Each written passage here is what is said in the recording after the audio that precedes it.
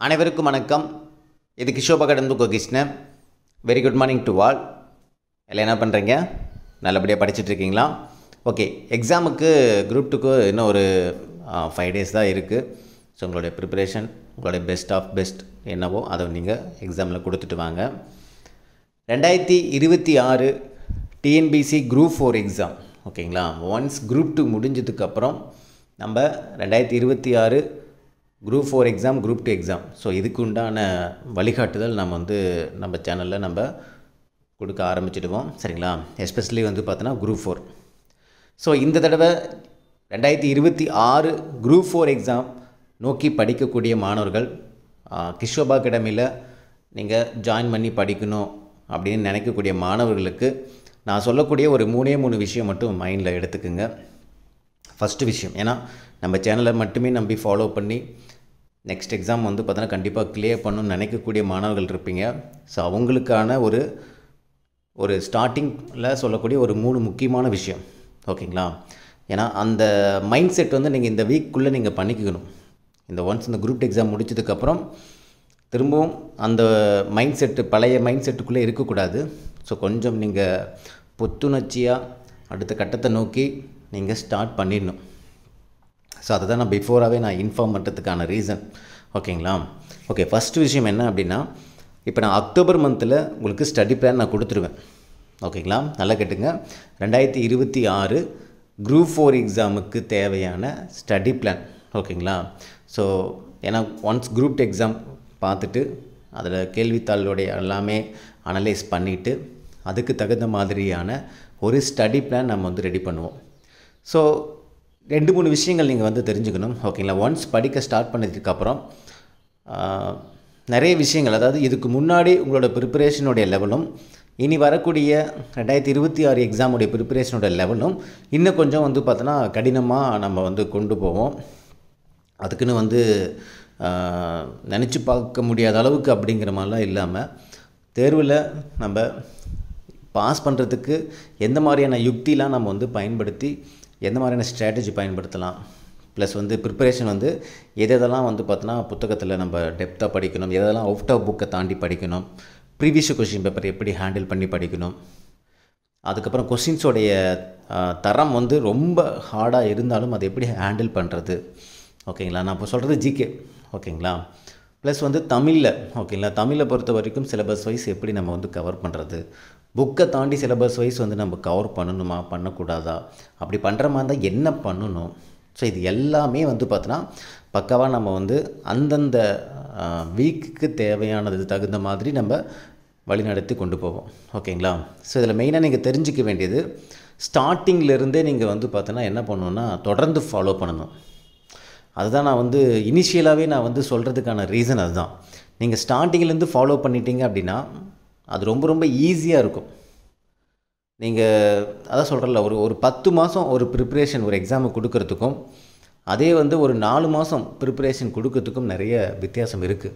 ஆவரேஜாக ஒரு 6 month நம்ம ப்ரிப்ரேஷனுக்கு ஒரு கரெக்டாக இருக்கும். ஒரு ஃபுல் டைமாக படிக்கக்கூடிய ஆஸ்பிரண்ட்டுக்கு 6 monthங்கிறது ஒரு எக்ஸாமுக்கு ப்ரிப்ரேஷன் கரெக்டாக இருக்கும்.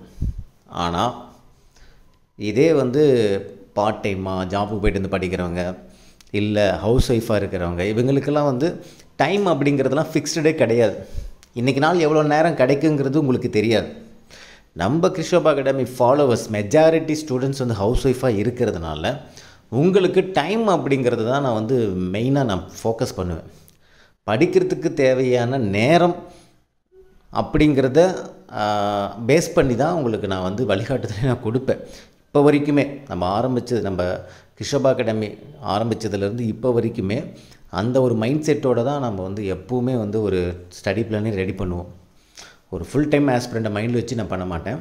ஒரு பார்ட் டைமாக ஒரு நாளைக்கு ஒரு 2 to 3 மணி நேரம் தான் டைம் ஸ்பெண்ட் பண்ண முடியும் அப்படிங்கிற அந்த ஸ்டூடெண்ட்டை மைண்டில் வச்சு தான் எப்போவுமே நான் பிளான் ரெடி பண்ணுவேன். ஸோ இந்த தடவையும் அப்படி தான் நான் ரெடி பண்ண போகிறேன், ஓகேங்களா?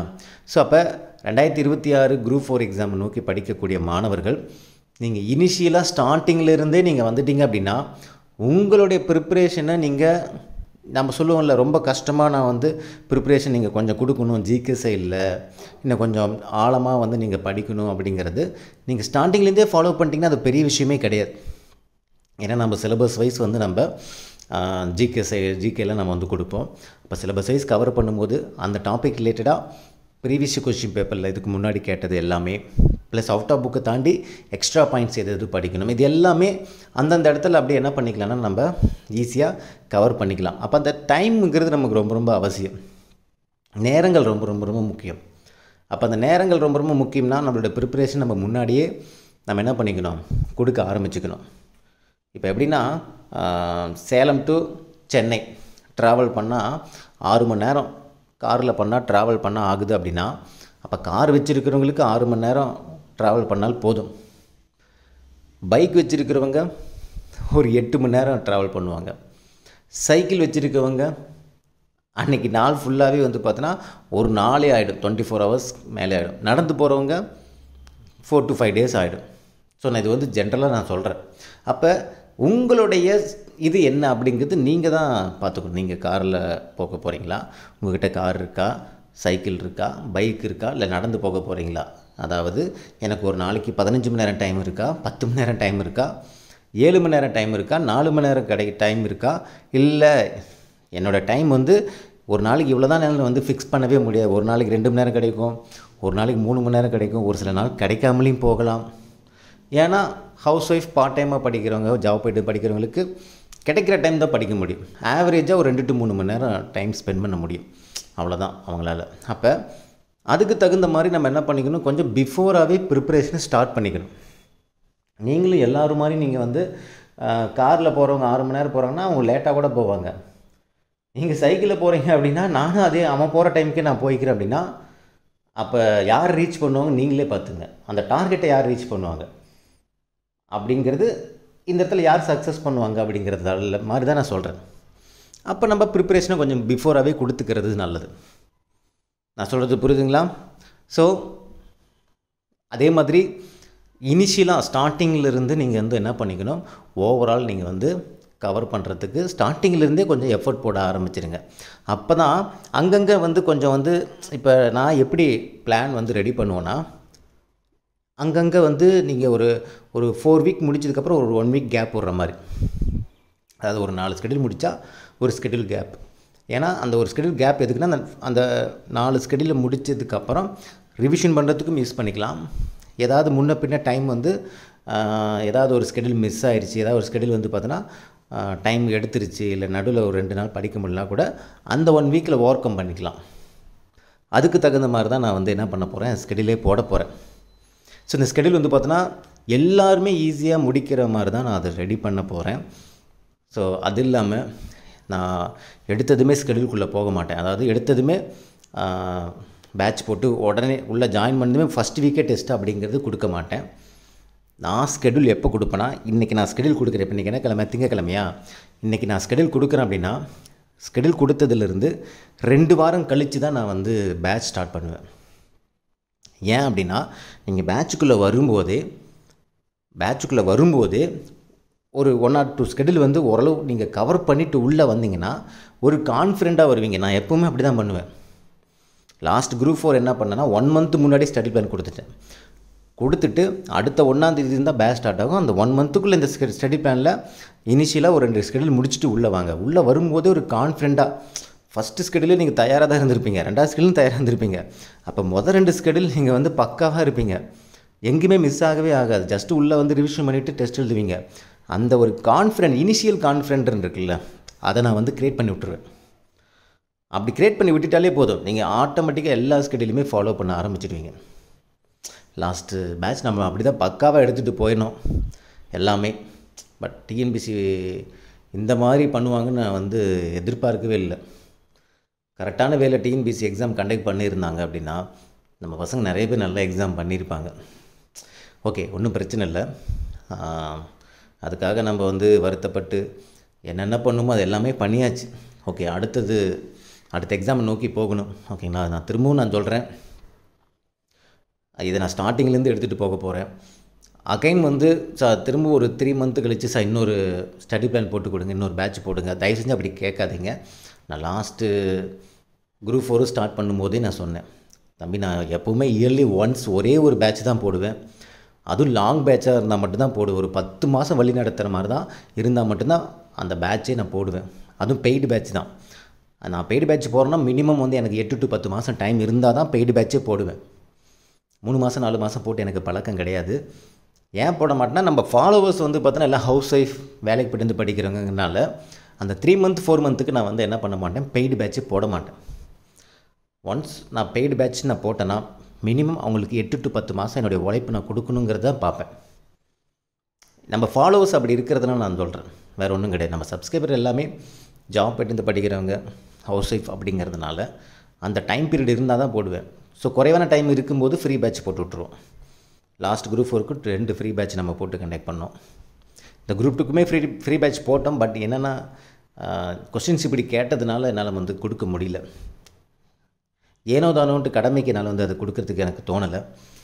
ஸோ அதனால் இப்போ திரும்பவும் இந்த குரூப் 2 முடிஞ்சதுக்கப்புறம், இதுவே நான் வந்து ஏன் குரூப் 2 முடிஞ்சதுக்கப்புறம் ஸ்டார்ட் பண்ணுறேன்னா, அந்த கொஸ்டினோட அனலைஸ் பண்ணிவிட்டு பக்காவாக பிளான் போட்டு கொடுத்துட்டு உங்களை வழி நடத்தி எடுத்துகிட்டு போகணும் அப்படின்ட்டு தான். ஸோ வேறு ஒன்றும் கிடையாது.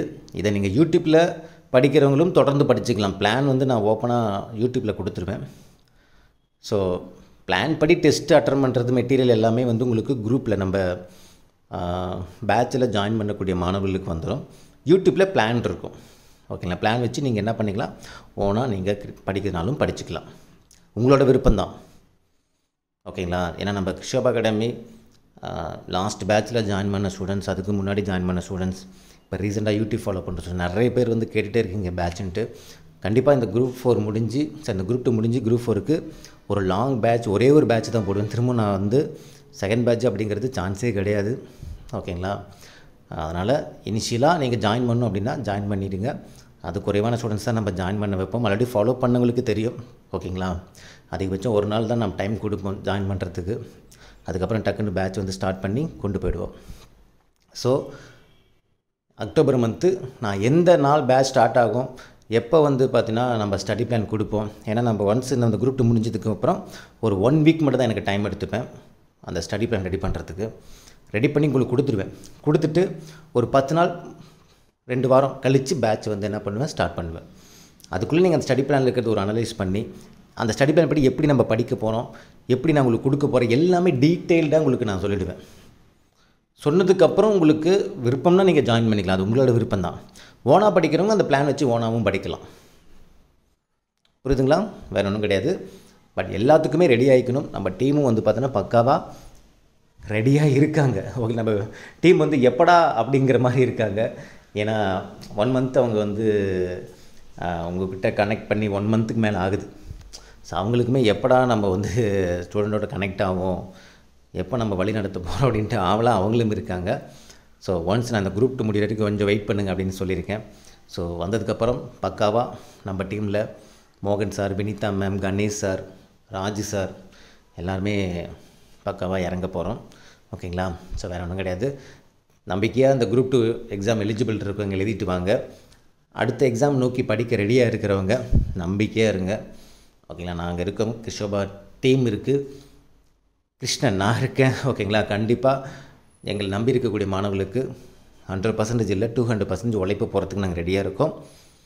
எங்களை ஃபாலோ பண்ணி படிக்கணும்னு இருக்கிறவங்க கொஞ்சம் வெயிட் பண்ணுங்கள் இந்த குரூப் எக்ஸாம் முடிகிற வரைக்கும். அது வரைக்கும் கொஞ்சம் உங்கள் ஹெல்த் வைஸ் கொஞ்சம் நல்லா பார்த்துக்குங்க. மனதளவில் கொஞ்சம் ஸ்ட்ராங் ஆகிக்குங்க.